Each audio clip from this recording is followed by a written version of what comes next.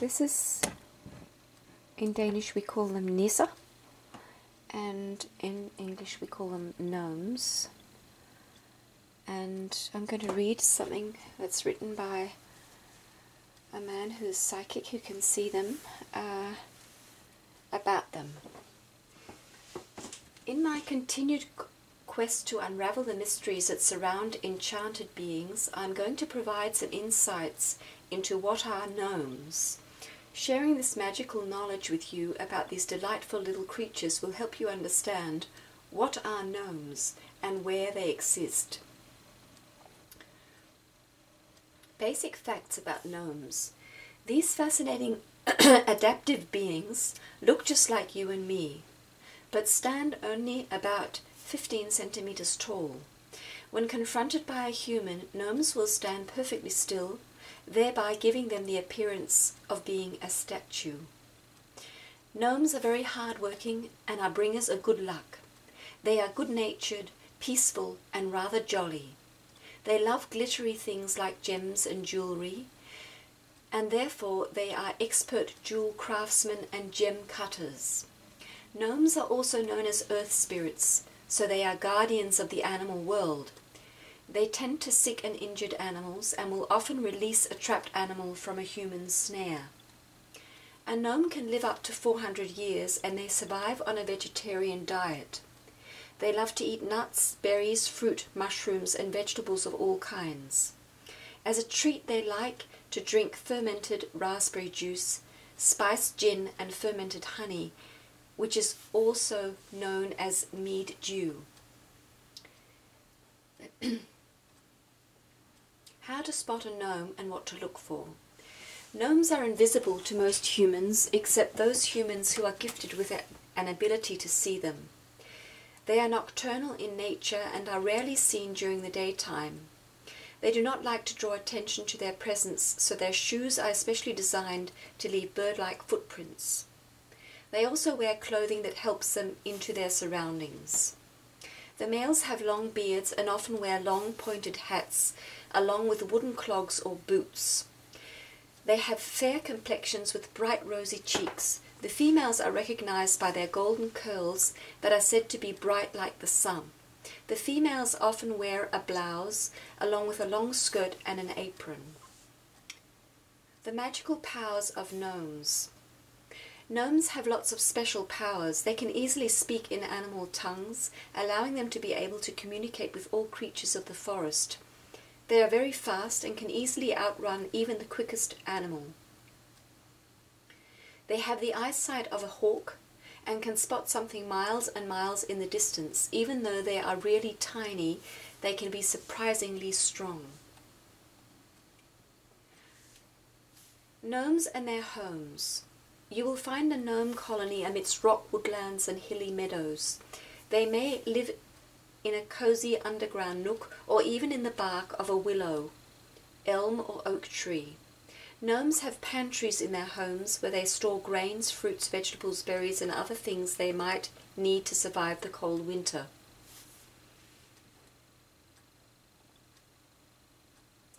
The different types of gnomes. There are several types of gnomes, and here are the more common ones. Garden gnomes. A garden gnome likes to live among the flowering plants of an old garden. They love to remodel the garden in which they live by moving pots around or taking seeds from a flower and replanting them in another spot. So if your garden looks a little different from what you remember it to be, don't be alarmed. It is your garden gnome at work.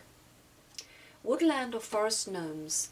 Woodland or forest gnomes are the most elusive, as they rarely come in contact with human beings. They live in dense forests, acting as guardians of the forest and the creatures they live in. Dune gnomes live in the sand dunes of deserts or beaches. They are said to be a little larger in size compared to their other cousins, but just as nimble and spry. House gnomes live in the nooks and crannies of the homes of human beings. Out of all of their cousins, they are the most knowledgeable about the ways and customs of humans, and can even speak our language. Gnome kings are chosen from this race, as they have the most information about their greatest enemy, the humans. Farm gnomes. Farm gnomes prefer living in the barns of old farms, taking care of the livestock there. They are rare. They are rather conservative and quiet. Though these magical little creatures are rather bashful, a gnome is said to bring immense good fortune to those who chance upon them. So if you continue in your quest to discover more about what are gnomes, good luck will follow you. The best way to discover what are gnomes is to look for their little signs, and you will quickly find that they are all around you.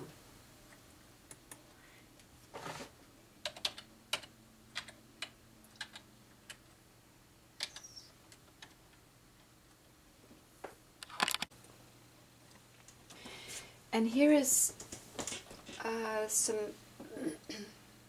text that's written by a woman called Aine Amour,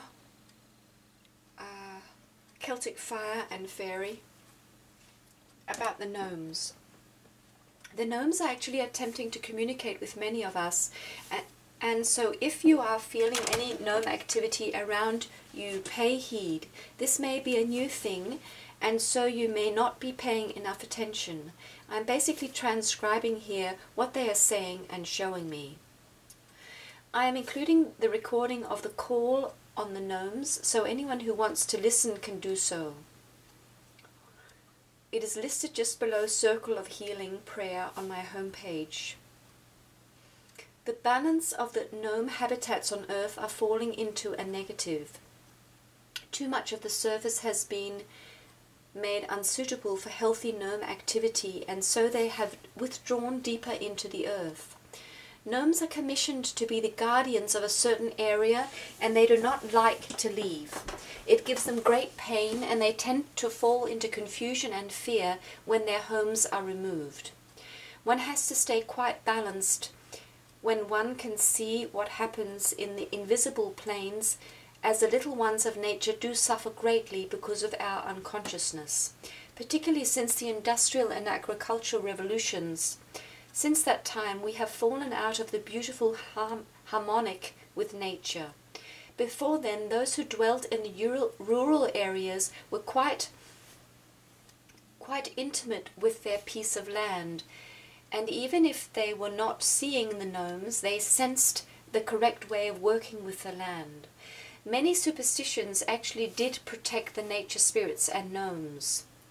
Organized religion and science have both discredited the magical realms, and with that there has been a disconnection between land and the spirit of the people. Now, with so many huge cities and highways, and with so much arable land being sprayed and continuously turned, the balance is quite out of the divine harmonic. I think we all know these things. Mostly we are now focusing on how we can correct what we have been doing.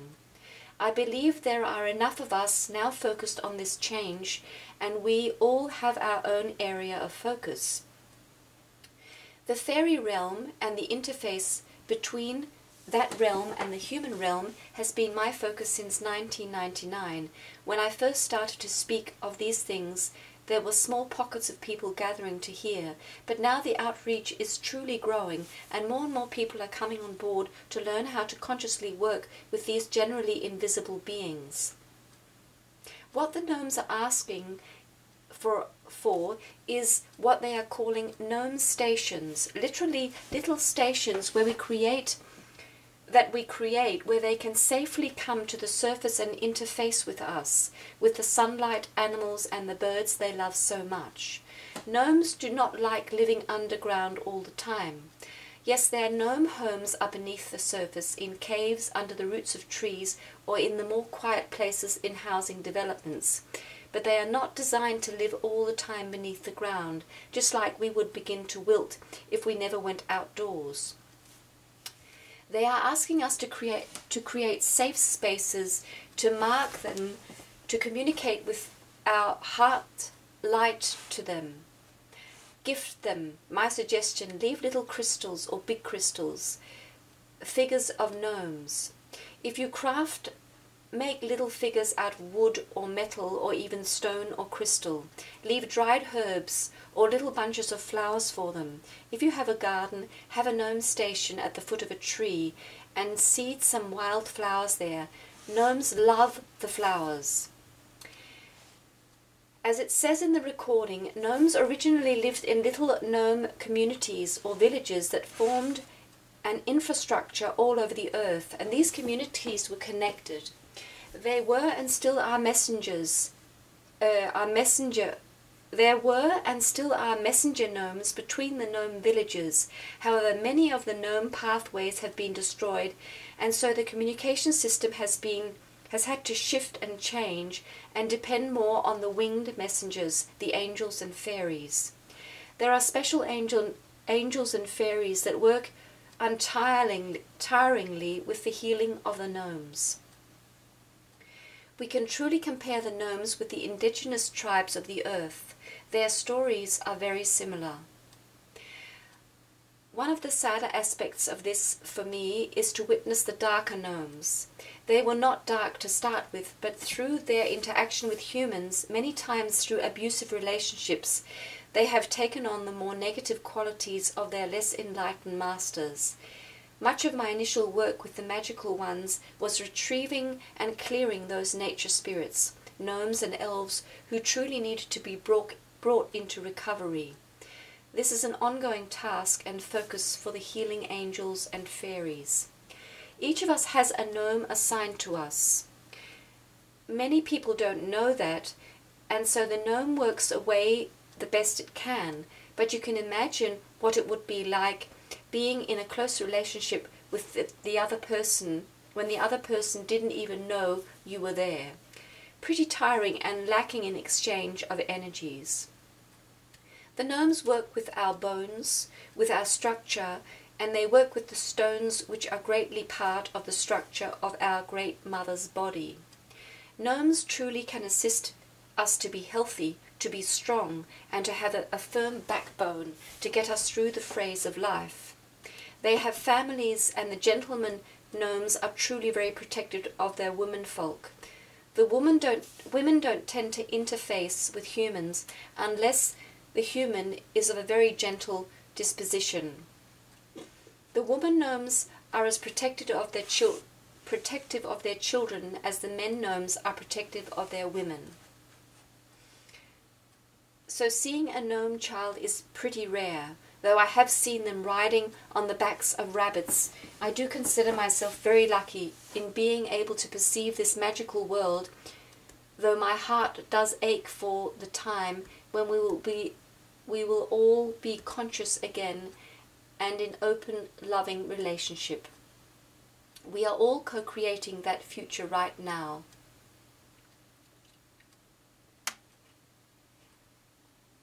If anyone reading this work in public parks or even in libraries and schools quietly introducing gnomes will truly bring in the magic. Imagine a public park with a section devoted to the gnomes, little caves and crystals and gnome figures.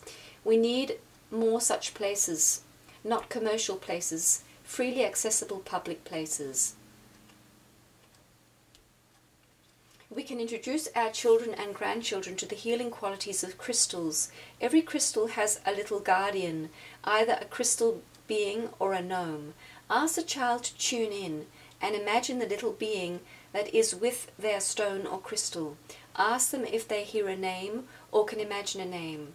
There are many children now just longing to know these things. There are many magical children among us, and many of us are now the elders. We are growing the generation that will be so very active in 20 and 30 years.